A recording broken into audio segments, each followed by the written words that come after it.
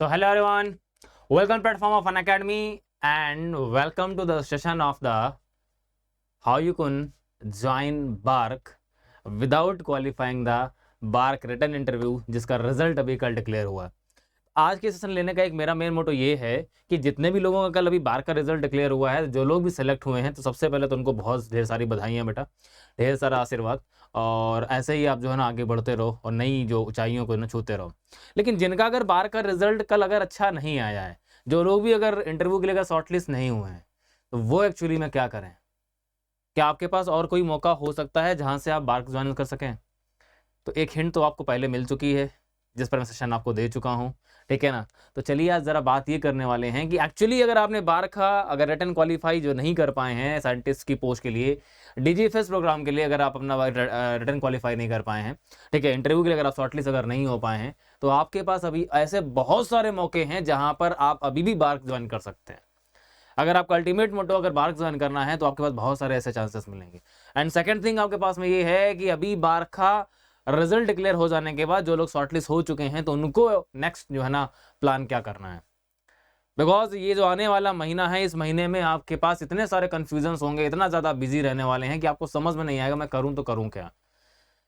Reason ये है कि अभी आपका आने वाले महीनों में आपका खोप का जो है ना काउंसलिंग का रिजल्ट आना स्टार्ट हो जाएंगे, और इसी आपके अपकमिंग मंथ के अंदर आपके बार के जो इंटरव्यूज़ हैं वो भी स्टार्ट होने वाले हैं। तो काफ़ी सारे कन्फ्यूजन्स आपको एक साथ मिलने वाले हैं। इसके साथ साथ अभी आपका ओएनजीसी और आईओसीएल की वैकेंसी भी इसी मंथ में आपकी ओपन होने वाली है। तो recruitments, then MTech, then interviews सारे आपके एक साथ चलने वाले हैं। तो पूरा का पूरा शेड्यूल आपके लिए हेक्टिक होने वाला है। तो चलिए आज जरा जो बात करने वाले हैं वो सभी के लिए बात करने वाले हैं। मींस जिनका रिटन क्वालिफाई हो गया है तो उनके लिए नेक्स्ट प्लान क्या है, अगर जिनका कल रिटन क्वालिफाई नहीं हुआ है तो उनके लिए नेक्स्ट प्लान क्या है। ऑब्वियसली प्लान तो सभी के लिए होते हैं, और जो प्लान मैं आपको बताने वाला हूँ, ये प्लान अगर आप सीरियस मोड में अगर ट्राई करते हैं तो डेफिनेटली आपको यहाँ से बेनिफिट मिलेगा। तो पहले जरा उनके बारे में बात कर लेते हैं जिनका कल रिटन के लिए शॉर्टलिस्ट कर दिया गया है, ठीक है ना। तो आप सभी को मेरी और मेरी टीम की तरफ से, इस अनअकैडमी प्लेटफॉर्म की तरफ से आपको ढेर सारी बधाइयाँ। रीज़न क्या है कि बार का जो आपने रिटन कल क्वालिफाई किया है, ये अपने आप में एक चैलेंजिंग आपका रिटन होता है, जैसा कि आप सभी जानते हैं। गेट लेवल का नहीं होता, लेकिन अल्टीमेटली यहाँ पर आपको स्पीड और एक्यूरेसी काफ़ी मेंटेन करनी होती है, और अगर आपने ये काम अगर करके दिखाया देन सैल्यूट फॉर यू। और अभी आपके पास जो नेक्स्ट आपके लिए जो स्टेप है that is for the interview. So interview के लिए मेरे पास बहुत सारे मैसेज आना स्टार्ट हो चुके हैं कि सर एक्चुअली करें तो करें क्या, इंटरव्यू के लिए क्या करना है, कैसे करना है। तो ऑलरेडी काफ़ी लोगों को आइडिया होता है। अगर आपको अगर आइडिया नहीं है कि इंटरव्यू के लिए क्या करना है, तो ऑब्वियसली जैसे मैंने आपको बता रखा है कि एटलीस्ट 5 सब्जेक्ट जो है ना वो अपनी लिस्ट रेडी करिए, अपना प्रेफरेंस रेडी करिए कि which one is your most favourite subject, और उसको जो है ना टॉप पर रखिए, और उसको इस तरह से आपको रेडी करना है, बिकॉज जैसे ही आप वहाँ पर 5 सब्जेक्ट्स का नेम लिखेंगे तो आपके पास टॉप मोस्ट सब्जेक्ट के अंदर फिर एक भी डाउट नहीं होने चाहिए।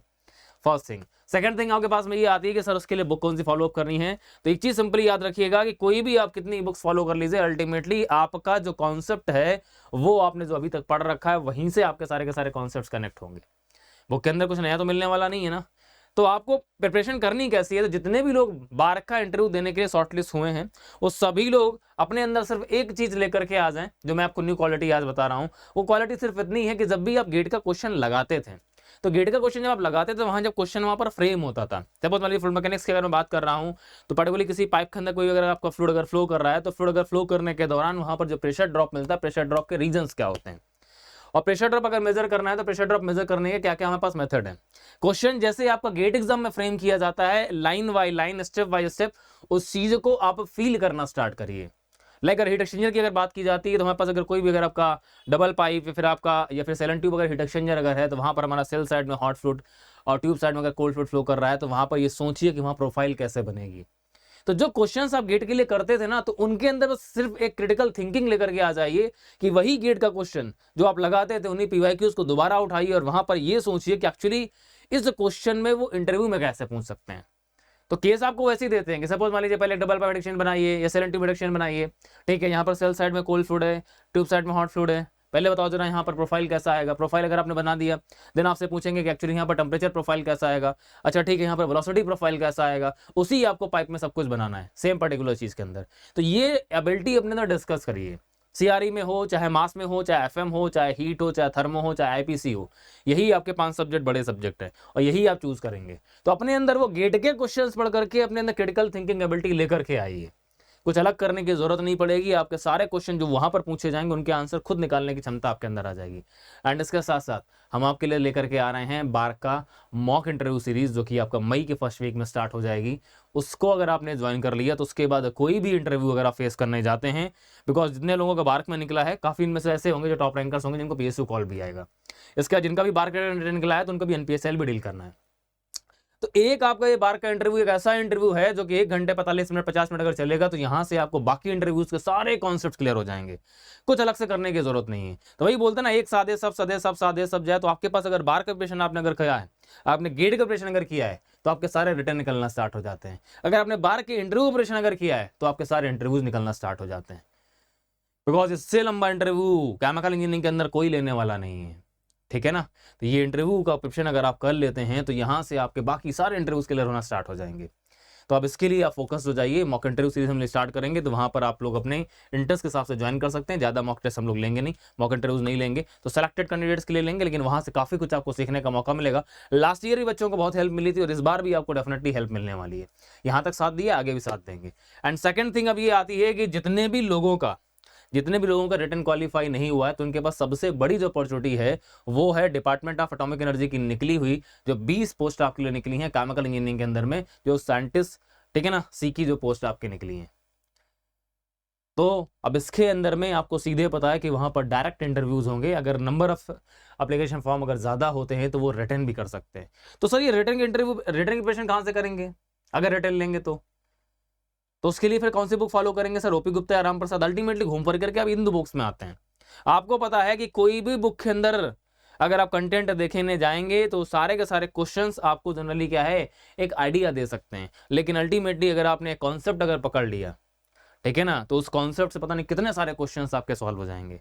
तो करना कुछ नहीं है, सिंपली जो तुम्हारे पास गेट के नोट्स अवेलेबल हैं उससे बाहर कभी कुछ जाता भी नहीं है, ठीक है, तो वही अपने नोट्स प्रॉपर्ली रिवाइज करिएगा। अगर रिटन होगा तो इंटरव्यू अगर होगा तो इंटरव्यू सीरीज जो हम लेने वाले हैं यहीं से आपको बेनिफिट मिल जाएगा, यहीं से एनपीसीआईएल के लिए बेनिफिट मिलेगा, यहीं से तुम्हारा गेल के लिए, यहीं से तुम्हारा भेल के लिए, यहीं से आईओसीएल, यहीं से ओएनजीसी, सारे रेफरेंसेस आपको यहीं से मिल जाएंगे। बिकॉज इतना बड़ा इंटरव्यू कोई और नहीं लेगा। पहला आपको मिल गया हिंट। दूसरा आप सभी के लिए एक गुड अपॉर्चुनिटी है जो कि मैं आपको शो कर देता हूं, देखेंगे बच्चा ध्यान से।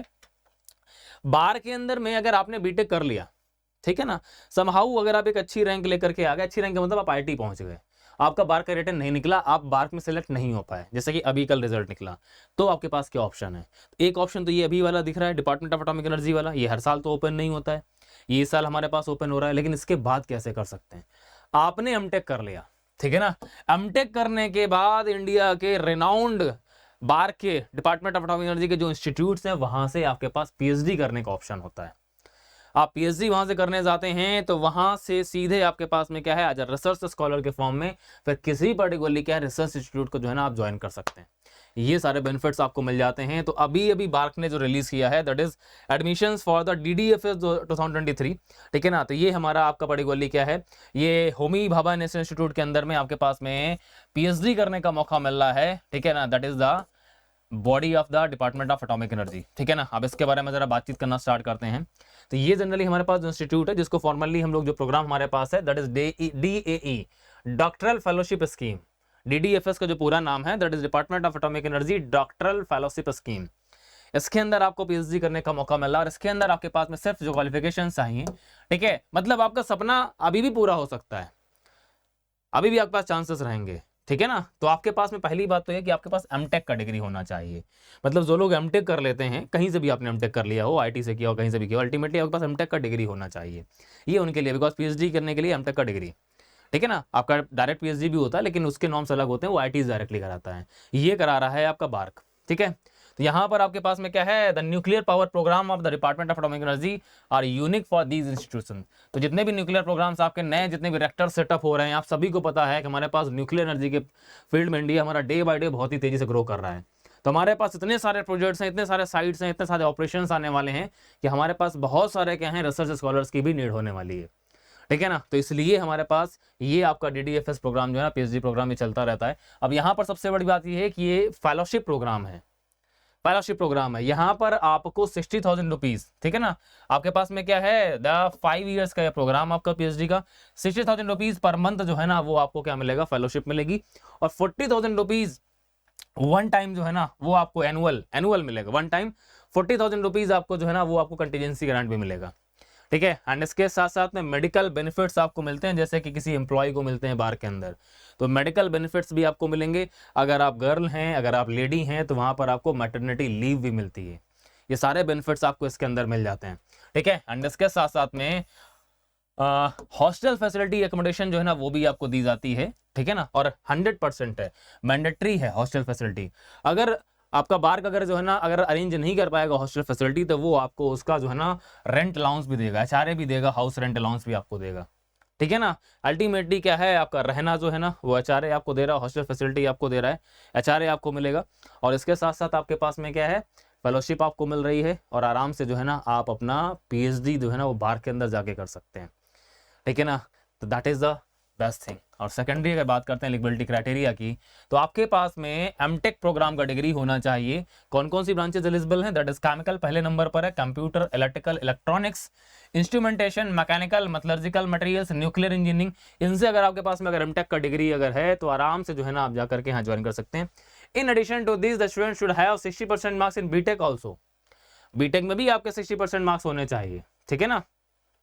Consider to enter MEM Tech program, the qualifying 60% marks should be as per the ordinance of respective degree awarding institute, ठीक है। तो यहाँ पर ये ध्यान रखिएगा कि आपके पास में 60% मार्क्स आपके बीटेक के अंदर भी होने चाहिए। एज लिमिट यहाँ पर मेंशन की गई है, जनरल कैटेगरी की जो एज है 28 ईयर्स होनी चाहिए, जनरल की तो एज रखी गई हो 28 ईयर्स होनी चाहिए, और इंडियन सिटीजन होने चाहिए।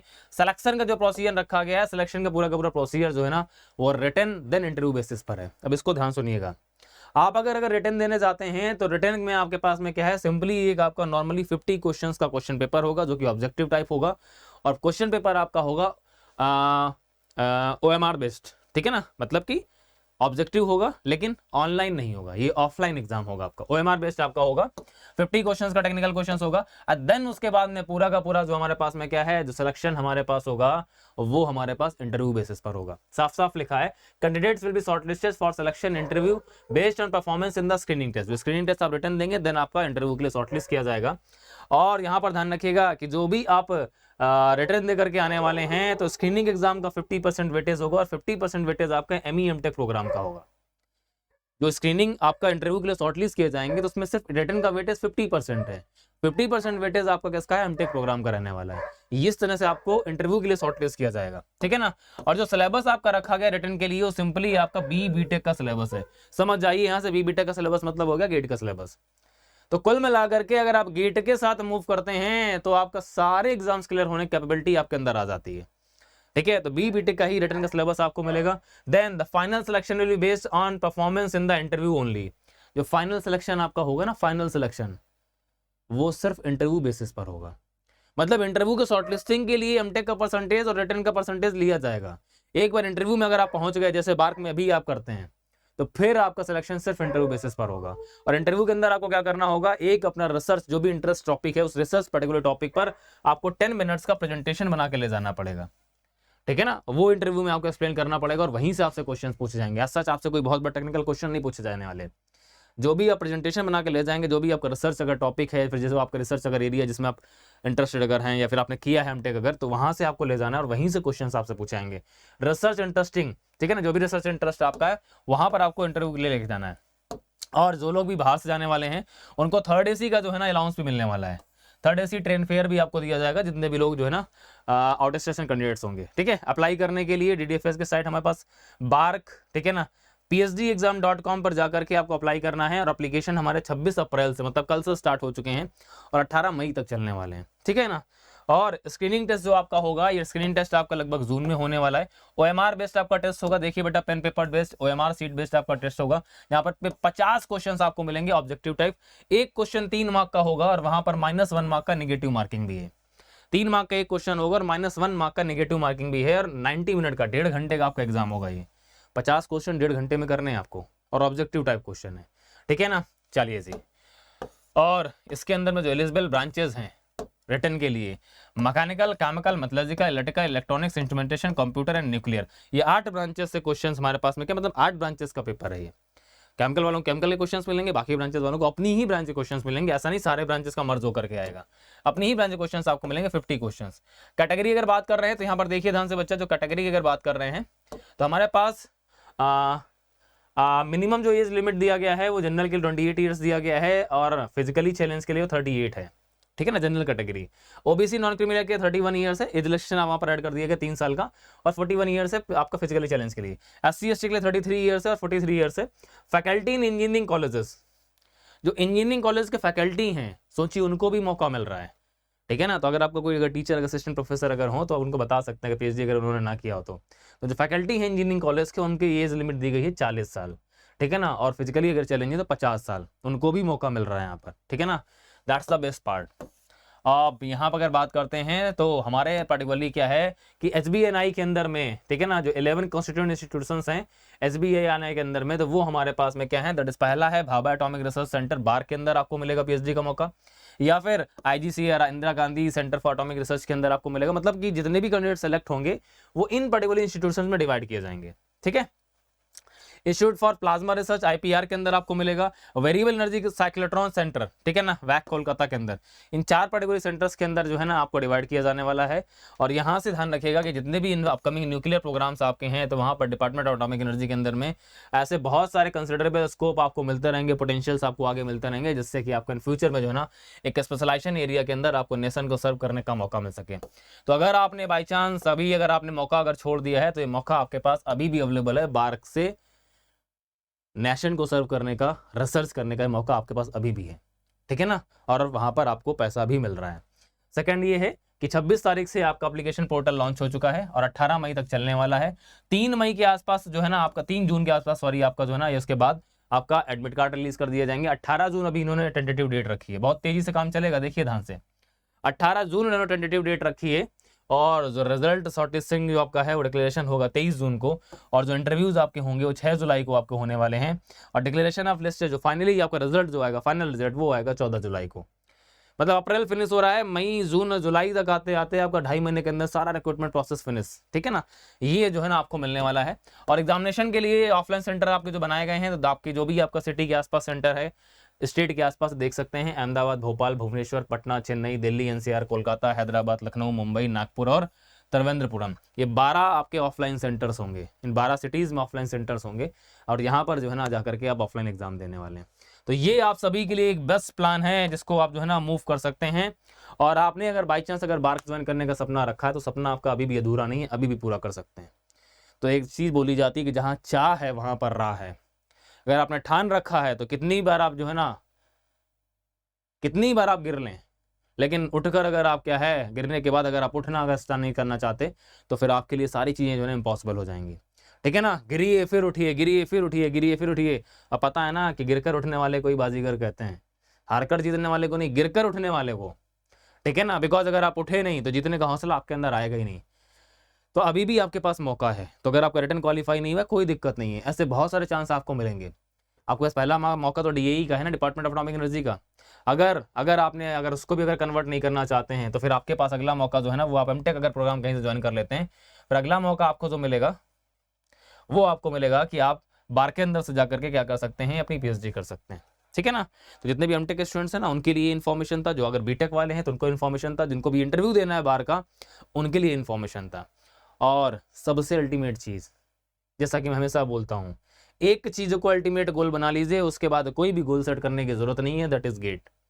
अभी भी आपके पास एक मौका है, गेट की प्रिपरेशन अगर अभी आपने स्टार्ट नहीं की है, अगर आपने 2023 दिया है और उतना अच्छा परफॉर्म आप नहीं कर पाए, बार्क दिया वहाँ पे परफॉर्म अगर अच्छा नहीं कर पाए, और अगर आपके पास में अभी आप किसी भी तरह से मूव कर रहे थे, अगर एक सीरियस मोड में अगर आप चाहते हैं कि नेक्स्ट ईयर मेरे हाथ में बहुत सारी अपॉर्चुनिटीज हो, ठीक है ना, भिखारी की तरह मेरे को ये ना मांगना पड़े यार कहीं तो कोई ले लो भाई, कहीं से कुछ तो मिल जाए, तो मैंने हमेशा बोला है कि आप बेगर्स हैं या चूजर्स हैं, ये डिफाइन करता है कि आपकी मेहनत आपने कितनी की है। तो चूजर्स कांट बी बेगर्स, अगर आप चूजर्स हैं, बिकॉज जितने भी लोग का इस बार रैंक आ गया है, IOCL, ONGC, NPCIL, बार, कैसे बहुत सारे एग्जाम्स के अंदर इंटरव्यू देने का मौका मिल रहा है, दे आर द चूजर्स। वो चूज करेंगे कहाँ पर जाना है।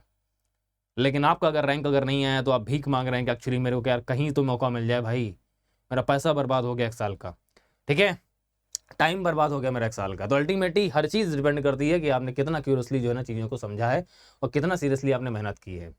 ठीक है, तो चूजर्स बनना है या बेगर्स बनना है, ये डिफाइन आप करेंगे, ये डिसाइड भी आप करेंगे।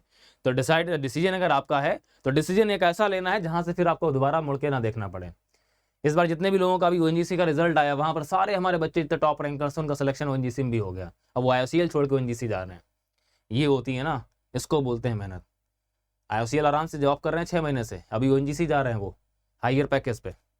तो ये चीज़ आपके अंदर भी मिल सकती है, मौके आपको भी मिल सकते हैं, लेकिन सही डिसीजन लेना है। ठीक है ना। यूट्यूब से मूव कर रहे हैं तो वहां भी सीरियस मोड में कंसिस्टेंसी के साथ मूव करिए। वहां पर कंसिस्टेंसी नहीं बन पाती है, कंफ्यूजन्स आते हैं, डाउट्स क्लियर नहीं होते, प्रैक्टिस क्वेश्चंस नहीं मिलते, असाइनमेंट नहीं मिलते, then best form is the plus. एक बार एक चीज बोली जाती है ना, जनरली ये दुनिया के अंदर में आदमी है ना, तो वो आदमी क्या करता है, पूरी जिंदगी देखिएगा, कभी भी गोल्ड की चेन, डायमंड की चेन यहाँ पर पहननी है, ब्रांडेड कपड़े, 1 लाख 2 लाख 3 लाख की जैकेट यहाँ पर पहननी है।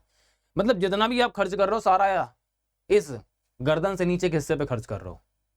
यहाँ तो नहीं लगाते हो ना, सर में मुकुट लगा रहे हो महारानी वाला 9 लाख का, कोई नहीं करता ना। इधर तो कुछ नहीं खर्च करना होता है, और जब खर्च करने का टाइम होता है तब हम सोचते नहीं है अभी खर्च करने का टाइम है ना, इस पे खर्च करना है, बिकॉज कॉन्सेप्ट यहाँ पर मिलेंगे, आप इसके लिए खर्च कर रहे हैं। लाइफ में अगर आपने एक बार इसके लिए अगर खर्च कर दिया ना, दोबारा फिर आपको जो है ना, जब यहाँ पर खर्च करने की नौबत आएगी ना, फिर उसके लिए सोचना नहीं पड़ेगा, जो चाहेंगे वो आपको मिल सकता है। एक बार इसके लिए खर्च करना पड़ेगा, क्या, टाइम और मनी, 2 चीजें।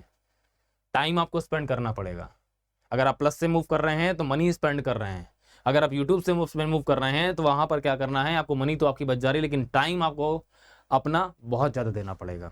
ठीक है, तो डिसीजंस आपके होते हैं, राय देना मेरा काम है। अभी भी आपके पास ऑफर है, बिकॉज 30 अप्रैल से आपका कॉस्ट बढ़ जाएगा, पॉकेट पे लोड बढ़ेगा।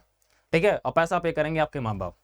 तो पिछला 1 साल आपने देख लिया कि आपने क्या किया है, कैसे किया है, और कितनी हद तक आप ले पाए हैं, और कितना आपके अंदर कैपेबिलिटी है। तो अगर थोड़ी सी अगर आपके अंदर अगर कैपेबिलिटी कम पड़ रही है, तो उसके लिए एक आखिरी चांस मारा जाए ना, शायद सीधे बॉल हमारी बाउंड्री के बाहर जानी चाहिए, स्टेडियम बाहर जानी चाहिए। कैच होने का कोई दिक्कत नहीं है, अभी तक सारी हमारे पास जो बॉल है ना, एफर्ट बहुत किया लेकिन सारी कैच हो जा रही थी। अब ऐसा है, लास्ट एफर्ट मारना है, ठीक है ना, कि सीधे मैच जो है ना वो विन होना चाहिए। तो यहाँ पर आपके पास अभी ये ऑफर अवेलेबल है, प्लस आइकॉनिक से कुछ भी चूज कर सकते हैं, 25% फ्लैट ऑफ आपको मिल रहा है यार। 32,000 रुपए में आपको सीधा प्लस का सब्सक्रिप्शन मिल रहा है। 1 साल तक आप प्लस यूज करेंगे, सारे सब्जेक्ट एंजॉय करेंगे, फ्री टेस्ट सीरीज एंजॉय करेंगे, जिस फैकल्टी से चाहते हैं आप उससे सब्जेक्ट पढ़ सकते हैं, एक सब्जेक्ट को 3 बार 4 बार पढ़ सकते हैं अगर आपके अंदर कैपेबिलिटी है तो एक छोटा सा इन्वेस्टमेंट अगर आप इसके लिए कर रहे हैं तो फिर इसके लिए सोचना क्या, बिकॉज लाइफ में आपको दोबारा इसके लिए स्पेंड करने का मौका नहीं मिलेगा, ना ही आप इसके लिए कोई इन्वेस्टमेंट करेंगे, उसके बाद सिर्फ इसके लिए करेंगे। रीजन क्या है, अगर आप इसके लिए स्पेंड नहीं करेंगे तो लाइफ टाइम जो है ना फिर वही है कि सिर्फ 10,000 12,000 से नौकरी स्टार्ट करके और फाइनली कहाँ तक पहुँचने के लिए 1 लाख 1.5 लाख सैलरी तक पहुँचने के लिए बहुत एफर्ट करने पड़ेंगे। तो पूरा का पूरा बॉडी भी आपका जो है ना, आपका डे बाई डे जो है ना वो भी आपका डैमेज होता जाएगा। ठीक है ना, तो ये सारी चीज़ों से बचने के लिए आपके पास बेस्ट ऑप्शन अभी है कि आप एक सही डिसीजन लीजिए। ओके, सो आपके पास ये प्लान अवेलेबल है, कोड मेरा आपको पता ही होगा कि ऐसे जितने भी मोटिवेशंस और जितने भी आपके लिए गाइडेंस है ना, हमेशा आपके पास अवेलेबल है। मेरे कोड के साथ अगर आप मूव कर रहे हैं तो बहुत सारी चीज़ें आपको मेरे थ्रू पता चलती रहेंगी, मिलती रहेंगी। गेट क्या है, बार क्या है, ये सारे एग्जाम्स कैसे इजीली आपको क्रैक करने हैं, ठीक है ना, वो बताता रहूँगा, स्ट्रेटजी बताता रहूँगा। आपके हिसाब से आपके लिए क्या बेस्ट है, बिकॉज सबकी कैपेबिलिटी अलग होती है ना, तो आपके हिसाब से आपके लिए क्या बेस्ट है, आप और क्या कर सकते हो। गेट अगर अच्छा नहीं निकला तो आप क्या कर सकते हो, अगर PSU अगर नहीं मिला तो आप क्या कर सकते हो, सारा गाइडेंस आपको मेरे थ्रू मिलता रहता है, जैसे कि अभी आपको मिलता रहता है। तो ये अगर आप पर्सनली मेरे साथ मूव करेंगे तो भी आपको मिलता रहेगा, ठीक है। तो कोड इज SKP100 और ये इस ऑफर का लास्ट डेट 30 अप्रैल तक है, ठीक है ना। तो आप इस्तेमाल करें और इसके साथ साथ जो भी आपके कलीग्स है, जूनियर्स है, आप उनको भी बता सकते हैं, तो वो लोग भी यहाँ से मूव कर सकते हैं, ठीक है ना। तो अभी के लिए दोबारा से जितने भी मेरे स्टूडेंट्स जिनका भी बार्क में रिटर्न क्वालिफाई हुआ है, उन सभी को दोबारा से all the best for your interviews. मस्त रहिए, एग्जाम इंटरव्यू की प्रिपरेशन करना स्टार्ट कर दीजिए, और जैसा मैंने बताया कि गेट क्वेश्चंस को क्रिटिकल थिंकिंग एबिलिटी के साथ में सोचिए, समझिए कि इसके अंदर में क्या केस बन रहा है, बिकॉज डेटा नहीं पूछा जाने वाला, लेकिन केस तो वही बनता है ना। जैसा क्वेश्चन आप सॉल्व करते हैं वही केस आपसे बनेगा और वहीं से क्वेश्चंस पुटअप होंगे, ठीक है बच्चा। तो आज के लिए इस सेशन के अंदर इतना ही, मिलेंगे फिर आपसे नेक्स्ट सेशन के साथ में, और नेक्स्ट आपका मई मंथ में इंटरव्यू, मॉक इंटरव्यू सीरीज के साथ। तब तक के लिए all the best, thank you everyone, goodbye, take care and let's crack it. Thank you बेटा।